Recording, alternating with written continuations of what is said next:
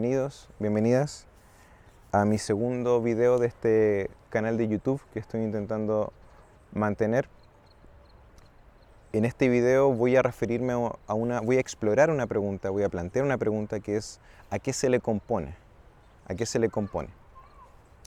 En términos musicales, no a qué se le compone en términos fotográficos o a qué se le compone en otro tipo de arte, específicamente a qué se le compone música, a qué o a quién.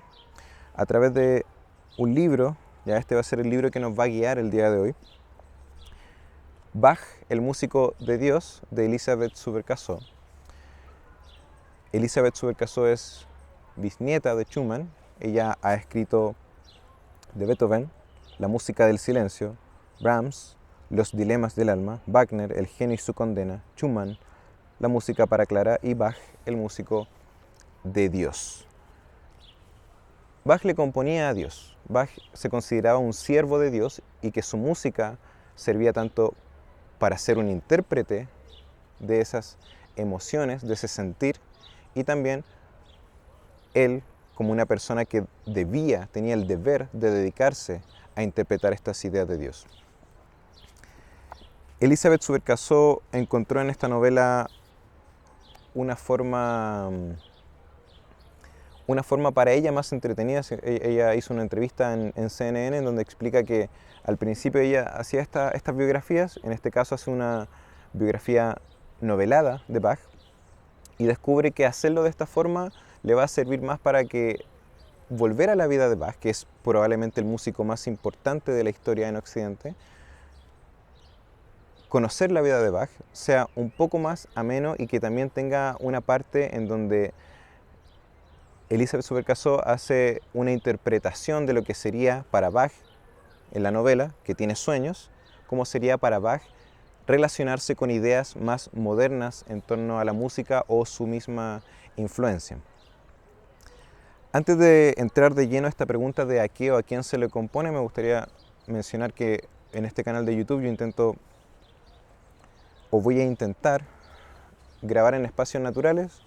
Estoy en Cacheuta, Mendoza. En el video anterior estaba en el Cerro La Huinca. Y acá en Mendoza, Argentina, les quiero regalar simplemente una reflexión. No voy a profundizar en esto, pero es el término trasandino. Estoy en el país trasandino y lo trasandino es por definición lo que está al otro lado de la cordillera de los Andes. Una persona trasandina, un lugar trasandino, un árbol trasandino. Y es una de las formas más increíbles, más maravillosas que hemos encontrado en nuestro idioma de referirnos al otro o a la otra edad. La cordillera de los Andes se extiende desde Venezuela, en la parte oeste de Sudamérica, recorre todo desde Venezuela, Colombia, Ecuador, Perú, etc., hasta Chile, llega al sur, al otro lado obviamente con Argentina, Bolivia, y encuentra su punto más alto en el Aconcagua. Y nosotros nos referimos al otro, al que está al otro lado de la cordillera, como trasandino. Es decir, yo, chileno, el país trasandino es Argentina, y los trasandinos para los argentinos somos los chilenos. De nuevo, me gustaría que pensaran en cómo normalmente nosotros nos referimos al otro, al que es de otra ciudad, al que es de otra familia, al que es de otra comunidad, al que es de otro país, de otro continente. ¿Qué adjetivos utilizamos para referirnos a aquellas personas?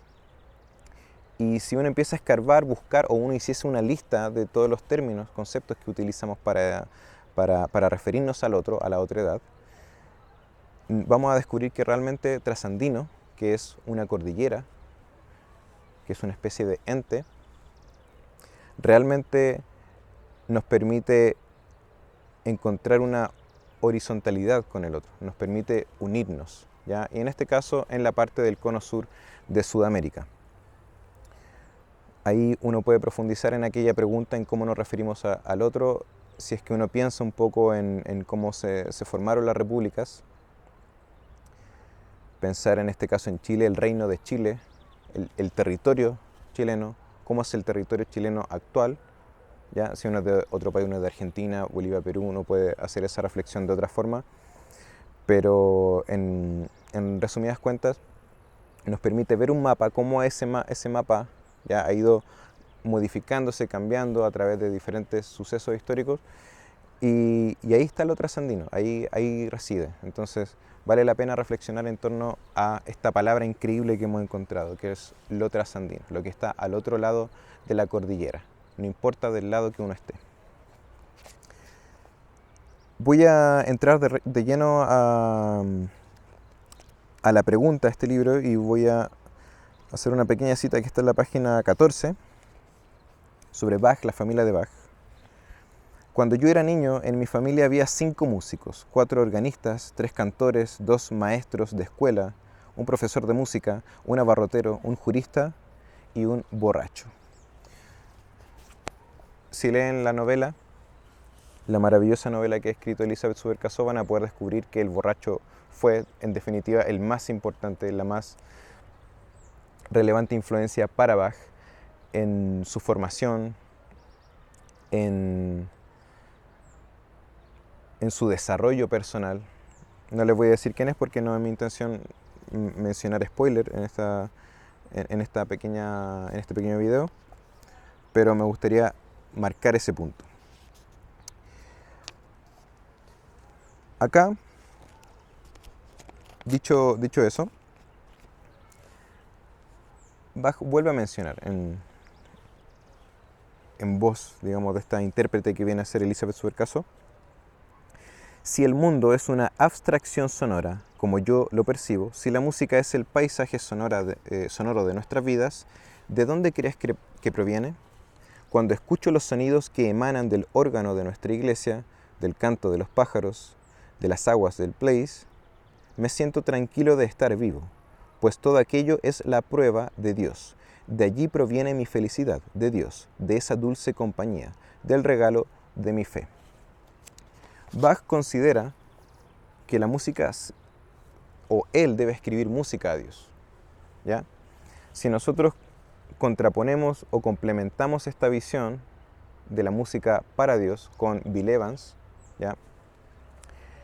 Y sus nociones en torno a lo que es la mente universal, en su documental La mente universal de Bill Evans, en donde es entrevistado por su hermano, uno va a encontrar que hay un objeto de estudio o un objeto de análisis, que uno puede hacer una analogía en donde uno puede pensar en películas o sonetos. En el caso de Bill Evans, él considera que los músicos, ¿ya? Los músicos, las músicas, la música en general, está interactuando con una mente universal. Esta mente universal engloba todo lo que la música está diciendo o representando a nivel emocional, y nosotros estamos compartiendo o estamos siendo parte de aquella conversación. Esta noción de la música, la cual comparte de alguna forma ideas con Bach, porque Bach considera que Dios es el creador, para Bill Evans el universo lo es todo, ¿ya? Estamos pensando en el todo. Lo que une a ambas ideas es, por una parte, que la música es un lenguaje, y por otra parte, que la música es otra forma de referirse o interpretar o expresar la realidad. Si es que yo me refiero a la literatura, yo sostengo, puedo explicarlo en otro video, pero es la forma más precisa de explorar la condición humana,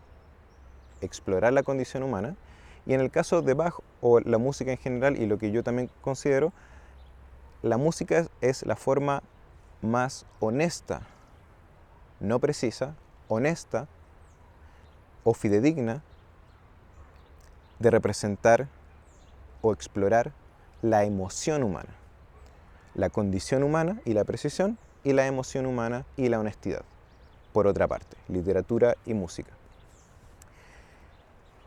En el caso de la música como lenguaje, hay muchos músicos que han explorado esta área, que son muy famosos. En el caso de Victor Wooten, un bajista muy conocido, él sostiene que la música es un lenguaje, y si uno entra en la parte más teórica en torno a teorías de producción y de recepción del lenguaje, uno va a encontrar y uno puede entender que si uno piensa en lo que es un fonema, lo que es una oración, lo que es una frase en el jazz, todas esas cosas encuentran conexión con el lenguaje.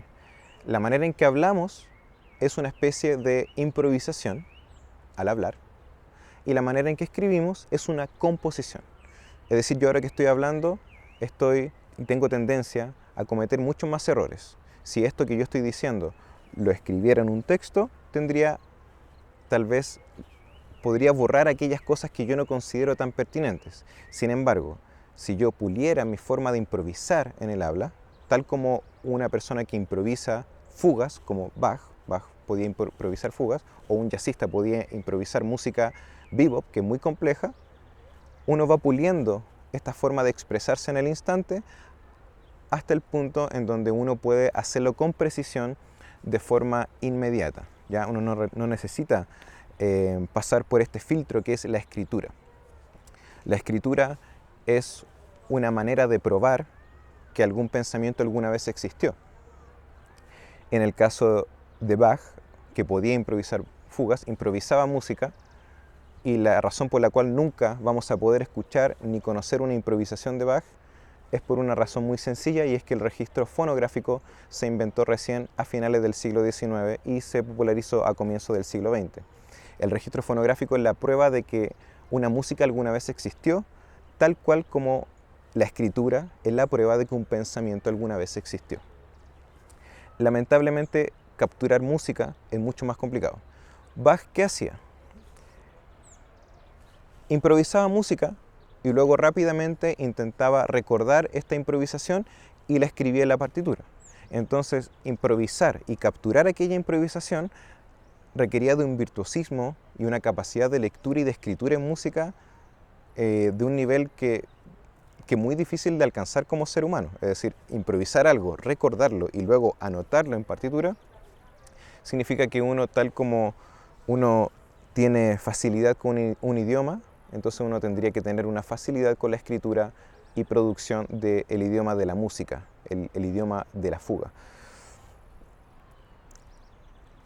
Aquí está el jazz con la música clásica.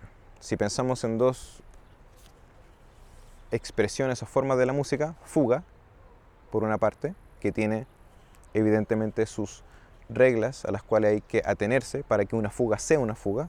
La fuga tiene una definición súper clara, tal como el bebop en el jazz tiene una definición clara. Uno debe volverse un maestro, o uno debe alcanzar un nivel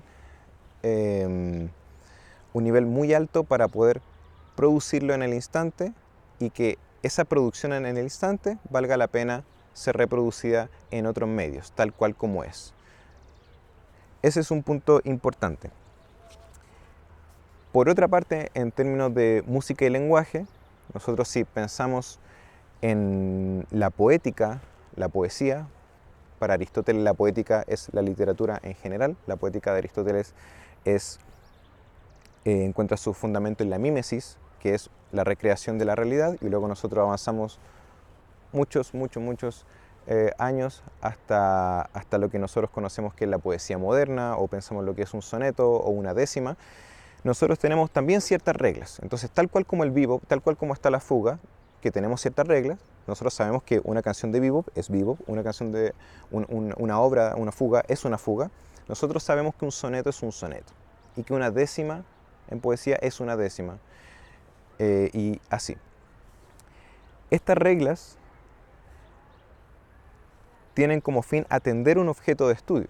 Si pensamos en las décimas de Violeta Parra, lo que nosotros vamos a encontrar a un nivel fundamental es que tenemos un objeto de estudio, y estamos explorando ese objeto de estudio a través de ¿qué? De un formato, una forma en específica, que es la décima. Porque yo podría mirar un árbol y decir, qué bonito el árbol. O yo podría mirar ese árbol, tenerlo como objeto de estudio y escribirle una décima a ese árbol, ¿ya? Uno puede amar a una persona y decirle te amo, y uno puede escribirle una décima, y en esa décima uno puede a esa persona tenerla en mente como un objeto de estudio en el arte, y expresar las emociones a través de este formato, que es una construcción, que es una especie de escultura, ya que va a tener ciertas reglas. Y eso aplica para cualquier otra forma de poesía.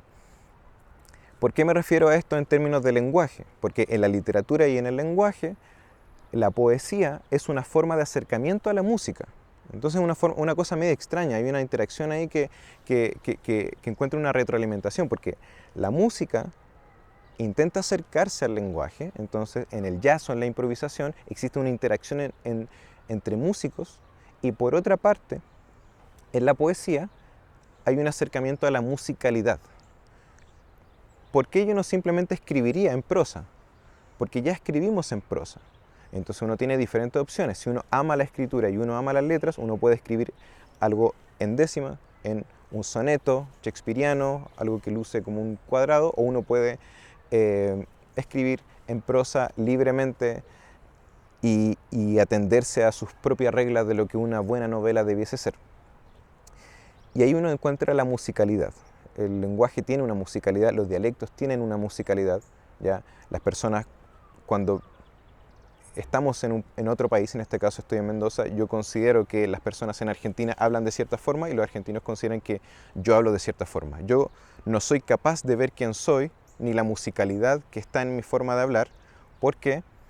Porque yo la veo en el día a día. Es una música que es parte del día a día, pero para un otro, para un trasandino, entonces se vuelve algo que es diferente.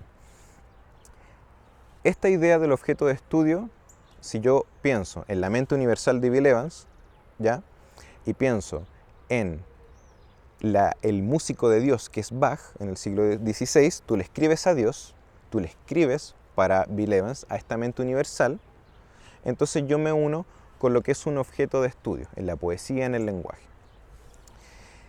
Y si yo pienso en compositores de música para cine como Ennio Morricone, nos podemos ver esto muy claramente si escuchamos, por ejemplo, su álbum Music for Orchestra and Voice, que es música por hacer música, es música que Ennio Morricone hizo libremente, en contraposición a su música que hizo para películas. Nos vamos a dar cuenta que la música que es para película es más específica, pero este set de reglas, esta forma, es decir, verse obligado a representar el horror, te entrega más libertad. ¿Por qué los seres humanos nos colocaríamos el límite? ¿Por qué diríamos, no, un soneto es así, así, así, una décima tiene que ser así, así, así? ¿Por qué nos colocaríamos ese límite? No es solamente por la musicalidad que encontramos, sino además porque ese cerco que nos colocamos a nosotros mismos nos permite precisamente encontrar el lugar al cual queremos llegar. Si no tenemos reglas, tal vez nos ponemos a girar en círculos. Eres libre. Soy libre, me pongo a girar en círculos, pero no encuentro ningún lugar. Ahora soy libre, pero mi regla es que debo cruzar la montaña. Ahora yo voy de un punto a otro, ¿verdad? Y eso es fundamentalmente la regla en el arte. Si es que yo soy Ennio Morricone y yo compongo música por hacer música, yo voy a explorar mi objeto de estudio de lo que yo considero importante para una orquesta. Si es que yo soy Ennio Morricone y yo tengo un objeto de estudio que es una música, un momento en específico en una película, entonces yo voy a saber y encontrar que me voy a ver obligado a pensar cómo esta oruga camina, ¿ya? Un plano secuencia de una oruga caminando por 2 minutos, que va de un lugar a otro, y la pregunta es cómo yo represento aquello a través de la música. Esa regla va a permitir precisamente llegar a otro lugar. En el caso del lenguaje, si yo pienso en la mente universal de Bill Evans, yo pienso otra vez en Bach y en esta composición de música para Dios, hay un filósofo lingüista muy importante que es Mikhail Bakhtin. Bakhtin fue muy importante. Y Borges, que tenían una idea similar a la de Bill Evans. De hecho, yo sospecho de que Bill Evans basaba sus ideas filosóficas en torno a la música y la composición en torno a que se puede resumir a una cita de Borges, que él considera que todo lo que nosotros decimos es una respuesta o un fragmento que es parte de una conversación universal. Esto tiene que ver con los géneros del discurso.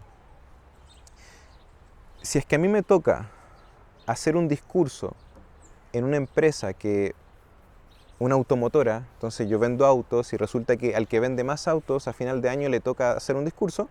¿Cuál es la mejor forma de hacer ese discurso? Si es que yo analizo los 5 últimos discursos que se han hecho y lo hago en la misma línea. Entonces yo mantengo ese género. En el caso de la conversación universal, resulta que yo tengo ensayos, tengo artículos, tengo publicaciones en revistas, tengo cualquier tipo de texto, tengo novelas, etc. Y todo lo que yo estoy escribiendo va en respuesta a algo. Pero si yo auno todo aquello, es decir, todo lo que se dice, siempre los seres humanos estamos respondiendo a algo.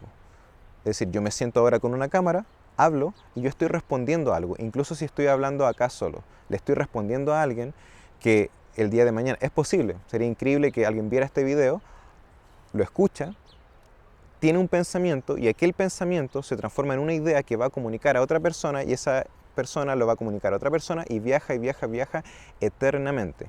Eso es, si uno lo piensa en términos más concretos, los fundamentos o la parte más mínima a nivel de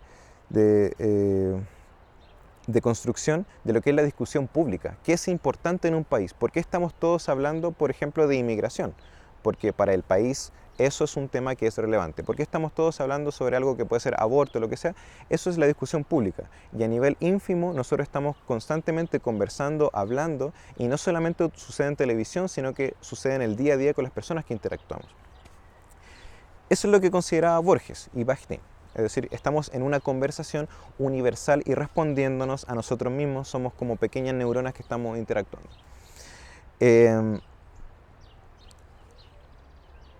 Bill Evans consideraba algo similar. Bach consideraba algo similar. Son muy parecidos en su forma de pensar. Y todo eso es dando por sentado que la música es un lenguaje. Ahora, dicho eso, volvamos a las dos definiciones.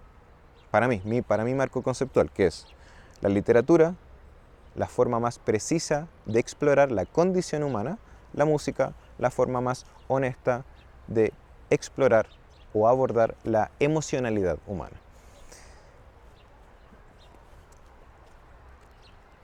Voy a volver a citar el libro. Bueno, hay muchos ejemplos de lo que acabo de comentar. Por de pronto Frank Liszt y sus composiciones en torno a la Divina Comedia de Dante, etc. Es decir, componer algo, tú eres Liszt y tú compones algo pensando en la Divina Comedia de Dante siglos después. ¿Cómo cambia eso la música que tú estás componiendo? Aquí, en la página 47, les quiero presentar la siguiente cita que me va a ayudar un poco a seguir avanzando en esta idea. Usted y yo, está en uno de sus sueños, Bach, usted y yo entendemos la música como la expresión más pura de la libertad humana. Nos separan siglos, pero eso ¿a quién le importa? Una vez que nos conozcamos más, verá que tenemos muchas cosas en común. Me refiero, por supuesto, a la música. A la hora del piano soy meticuloso, obsesivo con los detalles y la perfección, tal como usted, maestro. Avanzo en la conversación. Yo no osaría ponerme a su altura, maestro Bach, aunque pensemos exactamente igual sobre la libertad que debe tener un músico, aunque ambos seamos autodidactas. Yo no me gradué del colegio y no fui a la universidad, y aunque para ambos lo más importante de la vida, tal vez lo único sea la música. El pasado con el presente. Aquí voy a cerrar estas ideas y estas preguntas que he planteado en este video con algo que me parece muy interesante. Este pianista, que recordemos Bach no tocaba el piano porque Bach nunca conoció lo que era un piano Steinway, por ejemplo. Él tocaba el clavecín, tocaba teclas, pero no tocaba el piano, un piano de cola. Tocaba muchos instrumentos, pero no tocaba el piano. Y se encuentra con este pianista en sus sueños. Y el pianista le dice: La música es el susurro del alma que no puede expresarse con palabras. El genio musical consiste en pensar en música, permitir que el alma hable sin palabras. Eso es el genio musical. Usted puede ser el mejor ejecutor del mundo y no tener, en cambio, ningún genio musical. Y muchos de quienes sí lo tienen son muy malos a la hora de tocar sus propias obras. La música es el lenguaje de Dios y por lo mismo es que resulta tan misteriosa. Está empezando a llover. No me voy a referir a la existencia de Dios, voy a cerrar esta idea. Si usted se pone, voy a hacer una recomendación. Creo que ya está claro el punto y las preguntas principales. Si se pone a hablar de Dios con su familia o sus amigos, primero haga esto, siéntese y defina qué es Dios. Porque si usted se sienta con alguien y no define a Dios antes de hablar sobre qué es Dios o cómo usted define a Dios, entonces mejor agárrense a combos directamente. Si usted define a Dios, va a encontrar una forma. Para alguien Dios puede ser el universo, para alguien Dios puede ser alguien que conceptualiza el paraíso, el infierno, el purgatorio como Dante, y para alguien Dios puede ser ese árbol que está allí. El árbol tiene una definición, entonces nosotros podemos hablar de los árboles. Dios no tiene aquellas definiciones, así que de nuevo, si usted se pone a hablar de la existencia de Dios o sobre Dios sobre alguien, primero siéntese y escriba una definición. ¿Qué es Dios? Eso, paréntesis. Y finalmente, en esta idea de el lenguaje, la música, de nuevo, ya conceptualizamos lo que es para Borges y el filósofo Bakhtin, lo que es esta conversación universal en comparación con lo que es Bill Evans, y considera esta mente universal a la cual uno le está componiendo. Y otra vez, si tenemos estas dos definiciones, la literatura como la forma más precisa de la exploración de la condición y la libertad humana, y por otra parte la música como la forma más precisa de explorar y abordar la emocionalidad, la forma más honesta, de explorar la emocionalidad humana, vamos a encontrar que este es el motivo por el cual Bach, Bill Evans y la música en general busca sonoridades, frecuencias, ¿ya?, para expresar emociones que no pueden ser en palabras. Ahí están todas las cosas que quería mencionar, todos los conceptos que quería mencionar el día de hoy. Espero que hayan quedado de forma más o menos ordenada. De nuevo, no me interesa hablar sobre la existencia de Dios o no me parece relevante, porque me parece absurdo comparar los pensamientos de una persona del siglo XX con alguien del siglo XVI, sino más bien hablar sobre música y literatura en general. Así que antes de que siga lloviendo y se eche a perder mi cámara, ahí está, ¿a qué o a quién se le compone? Nos vemos.